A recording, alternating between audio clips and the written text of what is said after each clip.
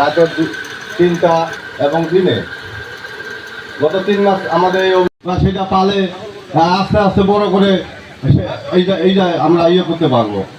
যদি স্যার যদি একটু দয়া করে আমাদের দিকে, দয়া করলে হয়তো আমরা এটা পাবো। আর মৎস্য অফিস থেকে যেমন আমাদেরকে স্যার কিছুই দেওয়া হয় না, কিছুই দেওয়া হয় না। স্যারদেরকে আমরা বলি যে স্যার মাছগুলো আমাদেরকে নিয়ে আসতে হয়, তারপরে হচ্ছে বাজারের যে চাহিদা সেটি পূরণ করতে হয়। এটি হয়তো কিছুটা হলেও সমাধান হতো, কিন্তু পুকুরগুলো শুকিয়ে একদম কাঠ হয়ে যায়, সেখানে মাছ উৎপাদনের কোনো পরিস্থিতি থাকে না, শুধুমাত্র এই প্রকল্প বরাদ্দের অভাবে।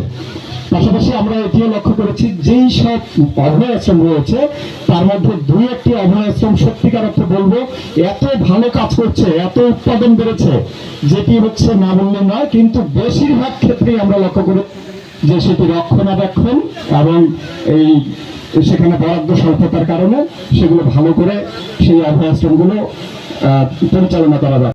পুলিশ মৎস্য সম্পদ রক্ষায় গুরুত্বপূর্ণ ভূমিকা পালন করে থাকে। জেলা লেভেলে নৌ পুলিশ কোনো কোনো জেলায় আছে, কিন্তু এই জেলায় নাই। সেক্ষেত্রে জেলা পুলিশের পক্ষ থেকে আমরা মোবাইল কোর্ট পরিচালনায় দায়িত্ব পালন করে থাকি। আমি বিশ্বাস করি যে এই প্রত্যন্ত অঞ্চলে আপনি এসেছেন, এই অঞ্চলের মৎস্যজীবী বা জনগণ পরোক্ষভাবে আপনার সার্ভিসটি পেয়ে থাকেন। আপনি যেহেতু সরাসরি এখানে এসেছেন, আমি বিশ্বাস করি যে স্পেশাল কোনো কিছু তারা অবশ্যই পাবেন। ইভেন্ট মৎস্য সম্পদ উন্নয়ন প্রকল্প, এই প্রকল্পের জনবলের মিটিং হয়ে গেছে। আগামী সপ্তাহে এটা প্ল্যানিং কমিশনে যাবে আর কি। এই প্রকল্প থেকে কি কি কাজ করা হবে, মুদ্রা কথায় যে সেটা যদি বলি, এখানে পুকুরে মাছ চাষ এটা করা হবে। ছিটমহল সমূহে যে পুকুরগুলো রয়েছে সেখানে এই মাছ চাষ করা হবে। এখন অভয়াশ্রম স্থাপন করা হবে। খুবই ভালো লাগছে।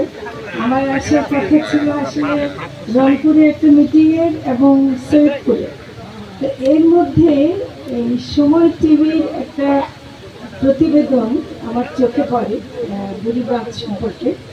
কারণ আমরা অভয় আশ্রম অনেক দেখেছি, অন্যান্য এলাকায় অভয় আশ্রম। আপনারা জানেন যে এবার মৎস্য সপ্তাহ হয়েছে না আমাদের এখানে। তো মৎস্য সপ্তাহ যখন হয় আমরা